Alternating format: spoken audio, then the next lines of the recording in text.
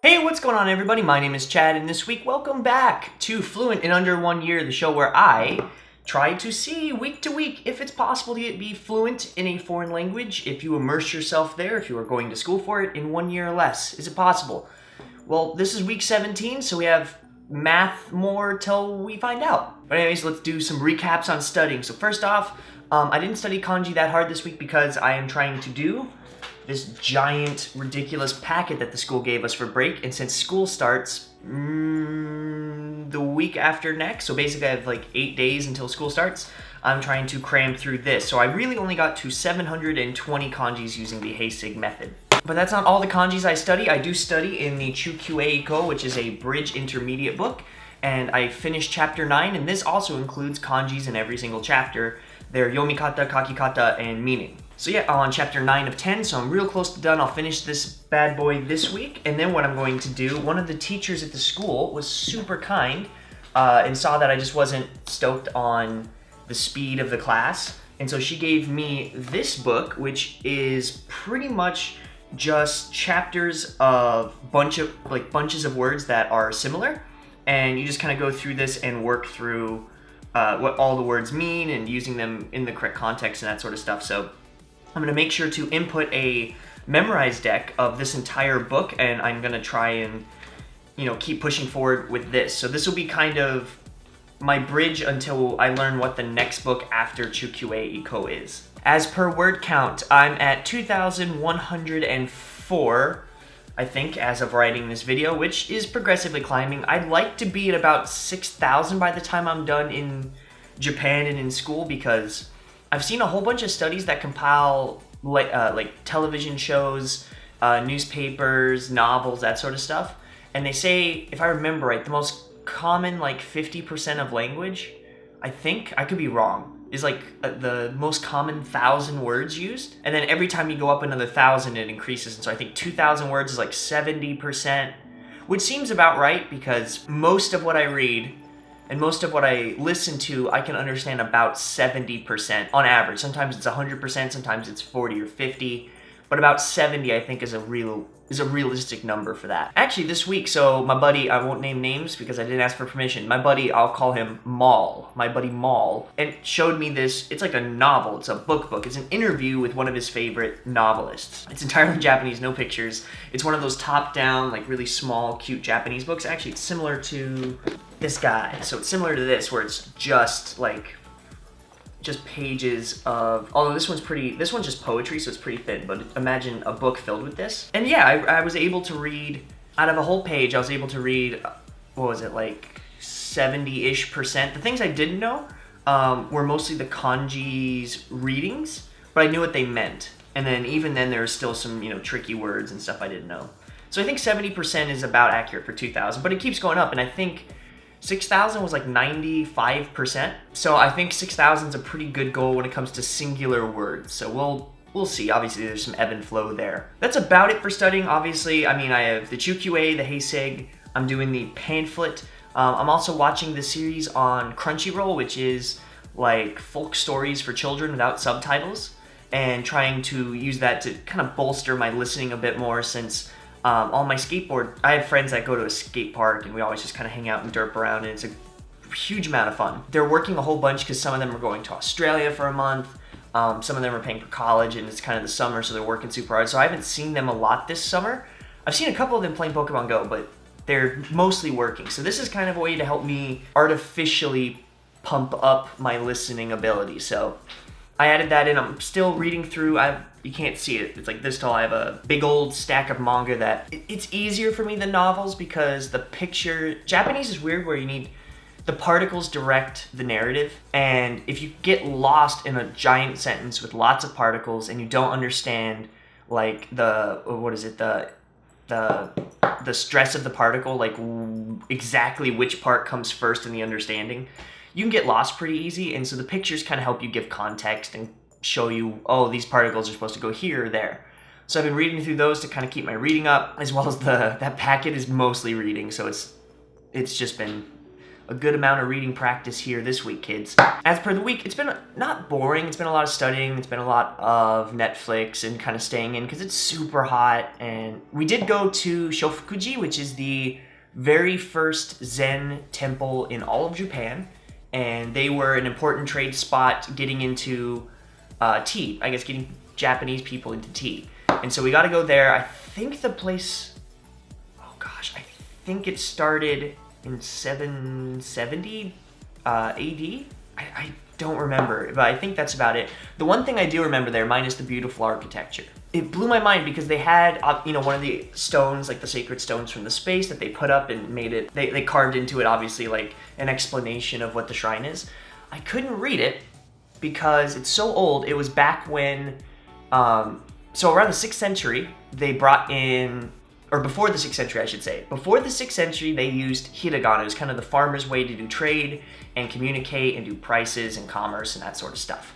When they started at the 6th century, trading more with China, they needed to come up with a way to kind of translate their kanji system. Because kanjis, Chinese and Japanese kind of have similar sounds. Like, they don't have too many that are like very different, but there are some noticeable differences. So when they needed to communicate with trade and commerce and that sort of stuff, they came up with a system called katakana. And what katakana was, where they were pieces of these kanjis with a similar sound. Now I won't go, I should probably do a whole video lesson on how all three writing systems started and how they kind of work together. And I mean, it's helped me tremendously looking up kanji. But anyways, this whole tablet was in entire kanji. But what it had was it had the different readings from back then, how these kanjis would be read in Japanese. So this whole giant paragraph stone was entirely in kanjis, and yet Japanese people could read it and understand it. And that's because the language is kind of molded into this weird flour dough conglomerate thing back then. So it was really cool to see how the language was like still morphing and changing back then, and how people nowadays could look at that and not understand it at all. They might be able to get like a couple things, but it looks more, to Japanese people, it would look more Chinese, and to Chinese people, it wouldn't make any sense because it's trying to bridge the gap to ancient Japanese. So it's just really cool to see, and that definitely made the week for sure. But it was so hot, so we didn't really leave the house at all. So what we did instead was me and Alex went to book off a little, week, 2 weeks, whatever, 3 weeks ago. And they had an original Star Wars episode 4, 5, and 6 box set for like 2,000 yen, so like $20. And me and her were just like hyperventilating, going, "Is it real? Is it fake? How is it? Is it all scratched up? Is it damaged? Is it missing discs? What's wrong with it?"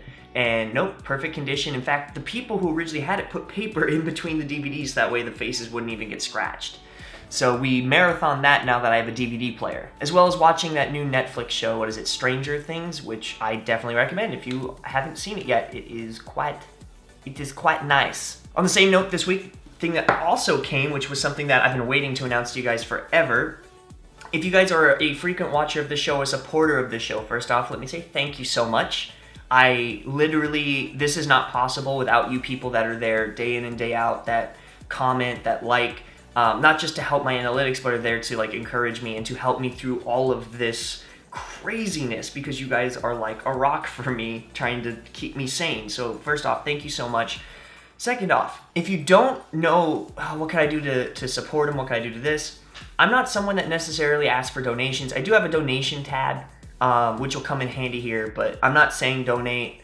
I did this when I made no money. I do this now that I make pretty much no money. But what I wanted to do was I wanted to send back some positivity to you guys. And I was just wondering, how could I do this? Because merch is too expensive. I don't have a fan base that could support like t-shirts or mugs or stupid stuff that people could buy, because I'm not trying to sell you guys a product. I'm not trying to sell you my face or my likeness. What I wanted to do was I want to get into, how can I send you personally? How can I send you a physical thing that says thank you so much? And something that I've been getting into this week was postcards. And so I had a short run of these. There's not a lot of them, so I have to limit them to the people who get them. I have these postcards that are hand designed, but they are ridiculous because I just wanted to see if there's people that would buy them. But on the front, it's that picture of me when I smashed my face in with the bike.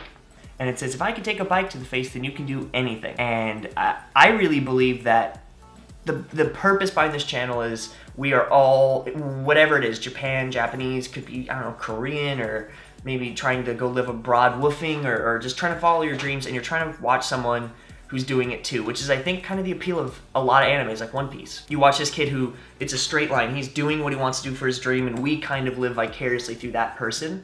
And that's, I kind of think, what this whole channel is, and I think a lot of what the appeal is. So I don't know, I thought this was a funny kind of entry method to it. I want to do legit ones though. I want them to look super nice. I want fan submitted ones. So if you guys are designers, if you guys can draw or can paint or can do Photoshop, please send me some ideas. We will print them out and we will send them and give you credit for it. I can't obviously pay you, but this is just something that if you want to be a part of the channel, feel free. The thing with these postcards, they have no price. And you're like, wait, what? How can I support the channel if they have no price? I don't want to set a commodity. This isn't me trying to sell you guys something. If you don't want to buy it, don't buy it. It doesn't affect me at all. I will answer your questions for free. You can continue to watch for free. Nothing will change. If you guys do want to support my channel more so, if you're like, hey, this channel is valuable to me, I like Chad as a person, I want to support him on his dream. The postcards are basically pay what you want. If you want to give me $1, give me $1. I'm not going to tell you how much these things cost me to make and then to ship to you, but in whatever you give me, it includes the price to ship these. I don't want you guys to have to worry about paying me enough or being like, I don't know if this little bit can support him. I want you guys to have something that says, hey, I recognize that you're there, specifically you. And this, by the way, I'll ship to anywhere in the world. It doesn't matter, just as long as you give me your address. So here's how you do it. If you guys want one of these, go down to my YouTube channel page. You'll see on the bottom, what is it, the bottom right side of the screen, that it'll say donate, it'll say buy me a bento, and on the support button. You click it, you put in whatever amount that you want, and then there will be like a little comment section. You can write a comment, put in your email address, as well as anything you want me to write if you want something specific. And you guys will get it in about a week. It takes about 7 days, anywhere in the world, international shipping. So this is just my way to send a bit of positivity out when there's such an overwhelming amount going back to me. And it also is a chance for those people who want to support me to be able to do so. So if that sounds interesting to you, please go check it out. I believe YouTube takes 21 cents of whatever you guys donate. So just don't expect the whole amount to go to me, but you know, I think 21 cents is pretty fair. Besides that, this week was crazy. I mean, well, not really crazy, just so much happened. Like I got a little Marimo enclosure with a little LED light now. He got a little brown. This is Woof Woofu. I know it's not correct. And he got a little brown, so I got him a new little cute enclosure. I had to say goodbye to a really good friend of mine this week. Gabby is going back to Canada. She's been one of the real homies and a real friend. I'll miss you, Gabby, until they put me in the ground. You are an amazing person, and I hope I get to see you again sometime. Oh, I also, I just realized this. So I have to write a speech about what I did this summer, and I have to write 2 postcards to 2 different staff members. They gave me postcards to use. I kind of want to send the staffers at the school these. That's a good idea. I'm going to do that. I'm going to send the staffer at the school a couple of these. Oh, that's going to be funny. Okay, got it. We're good. I'm going to leave it here so I can write those speeches and the postcards. If you guys like this video, if you like any of my stuff, please, please, please like the video, press the button. It helps me so much, you guys. You have no idea. And I don't want to spew on it forever because I've already talked so long in this video. If you guys have any questions, comments, concerns, or compliments, I always answer. It takes me about a day, but I will get back to you, I promise. And for the sheer amount of people who write me stuff like fist me daddy, or I want to finger your butthole, or whatever it is, I might not respond to you. But for everybody else, I'm happy to respond to. And if you guys like this video, check out this series. If you guys like the series, check out my other series, which is just every Wednesday I do videos on Japan, Japanese language and culture. Sometimes on anime and other stuff, but mostly just about Japan and my life here. If that interests you in the slightest, I highly, highly, highly can't recommend it enough.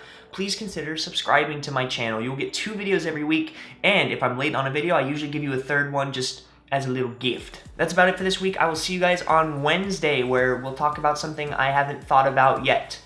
Yeah, I'll see you guys then. Thank you so much for supporting me, and I hope you guys have a lovely week.